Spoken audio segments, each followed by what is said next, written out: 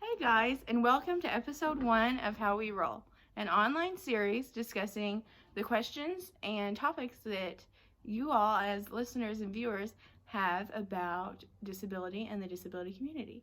My name is Hadley Stevens, and I am so excited to use this time of quarantine to talk more about the disability community and shine a light on these topics that aren't usually talked about in everyday life. But I started this series because I thought, what else do we have to do?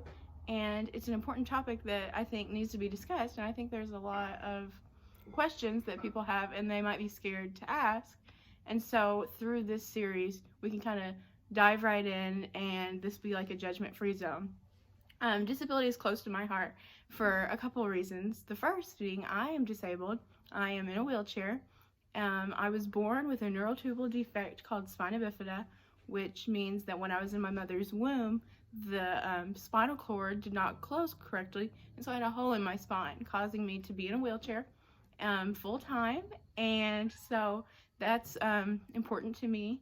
And also, I have a faith-based nonprofit called Rolling in Faith, and we provide services to adults and children with special needs and their families, mostly in the form of like camps and events and fun things for them to do.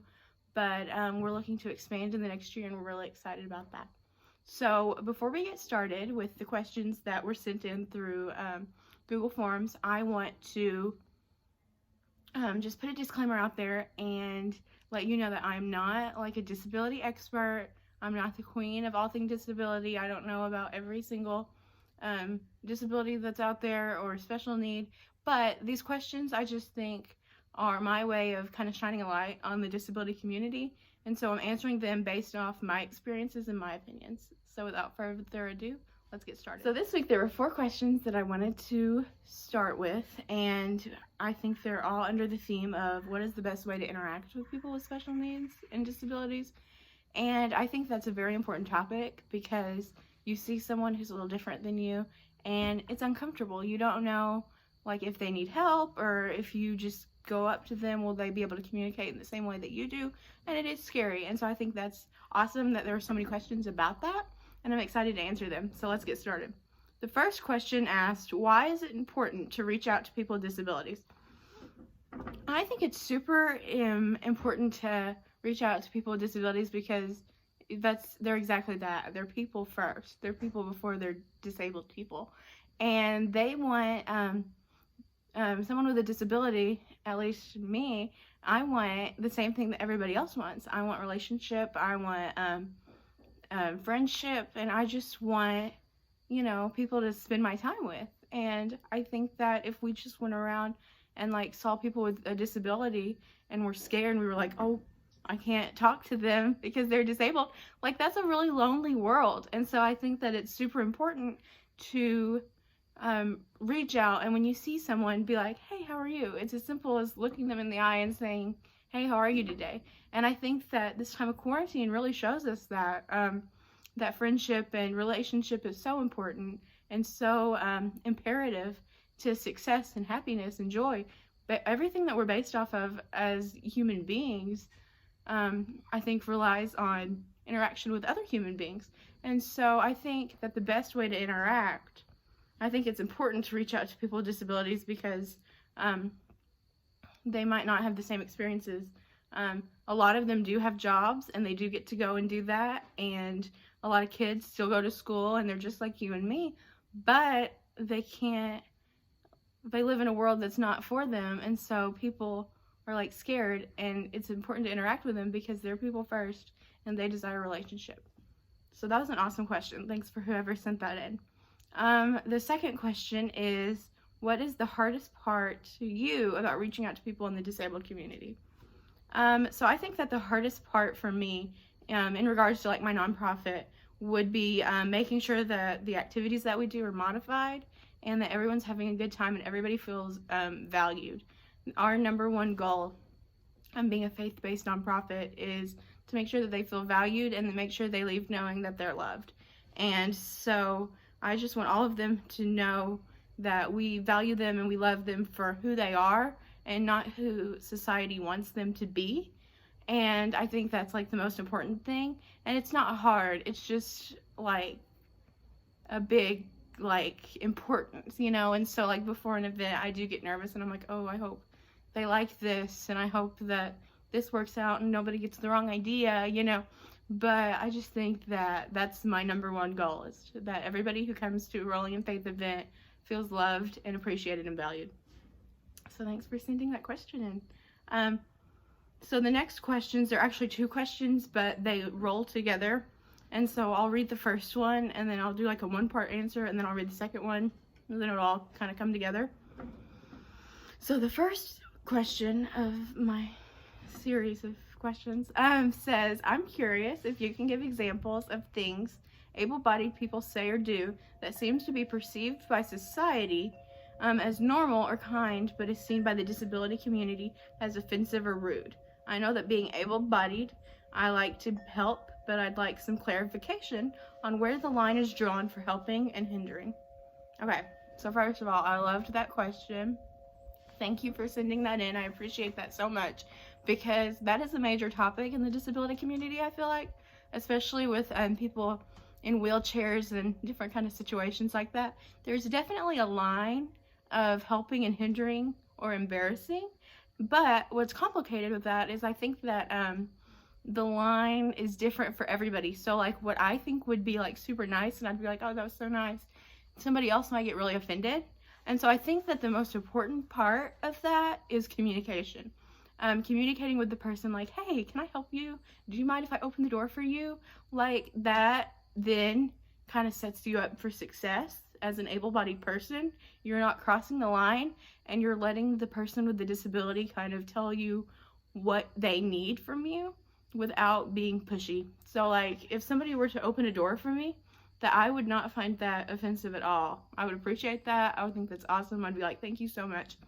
But if somebody like, when I was in high school, there were ramps in the high school. And so like my friends, my best friends, they would push me, and I would turn around, I'd be like, hey, and we'd talk. And that was totally fine. But like I've had strangers like come up behind me and like wiggle me around in the hall, and that is just kind of weird in my opinion for like me, just because like, hey, I don't know you, and you're like kind of in my bubble, and if you know me, you know I like my bubble. And so that's one thing that I think communication would have cleared up and not been like such a weird interaction, and that's super important. So continuing on with that question and that conversation of like where the line is drawn, the second question kind of talks about your language, and where the first question kind of was like your actions. This is kind of about language, and it asked, what are questions that you personally or people you know have been asked that shouldn't have been asked, or something people have said that they shouldn't say regarding disability? Okay, so this topic is kind of like the other one about like communication and respect and boundaries. And I think that people get scared.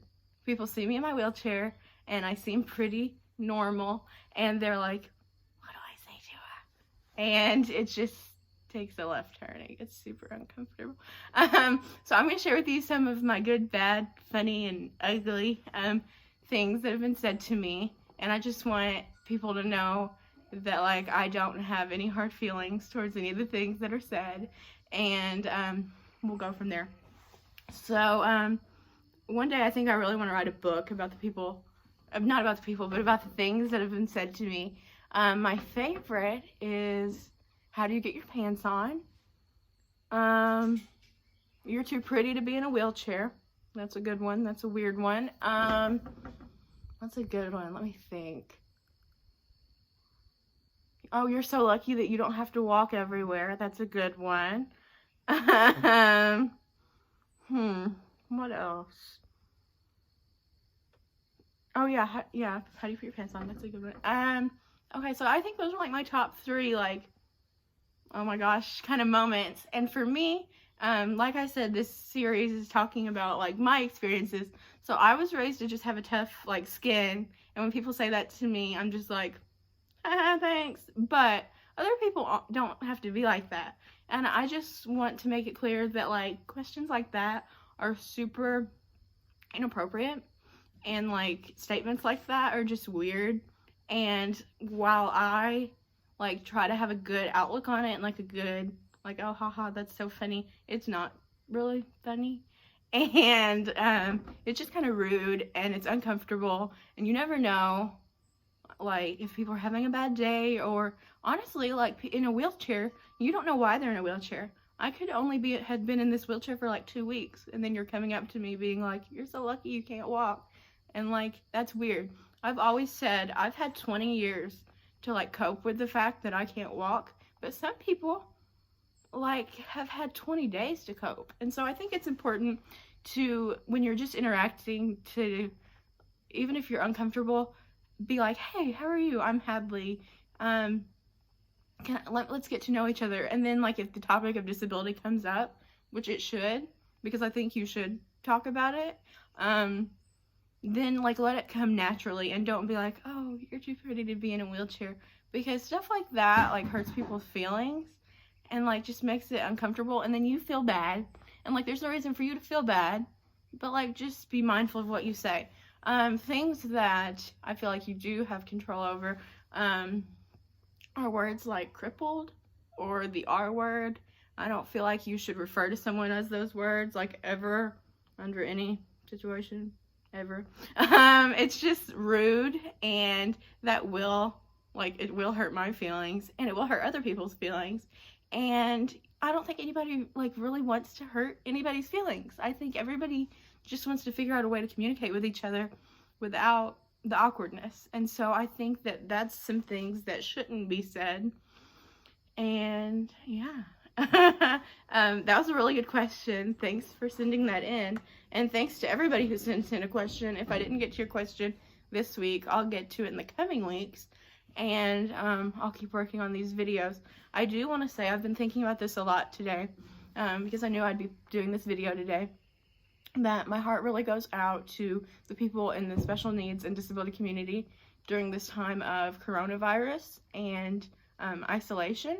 I think in the disability community anyway, a lot of people experience isolation, and we don't think about changes for, like, not just kids, but like kids not going to school, or like adults not getting to go to work in their work programs, or whatever the case may be. Change is really hard for a lot of people, and I know it's been hard for me, and so I think it's been hard for everyone. And so I was just on Facebook today and looking at how there were people who live in a group home and they can't go and see their parents because they're adults, and so they're in this group home and they're being well taken care of. That's their home. They're happy there, I'm sure.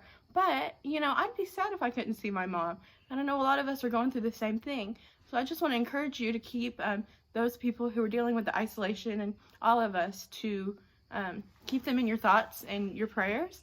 And if you are a part of the Rolling in Faith family, or you're in the area and there's a way that we can serve you through prayer or just a phone call or whatever you need, we would so love to do that. So please send us a private message on Facebook at Rolling in Faith, and we would love to come alongside you during this hard time, because I know it's hard for everybody.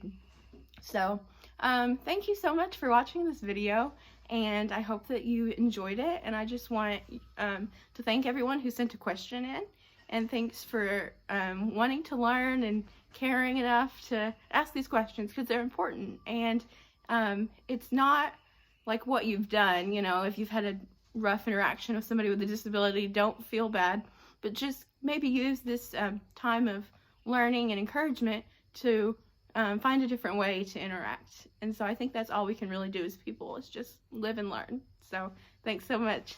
See y'all soon.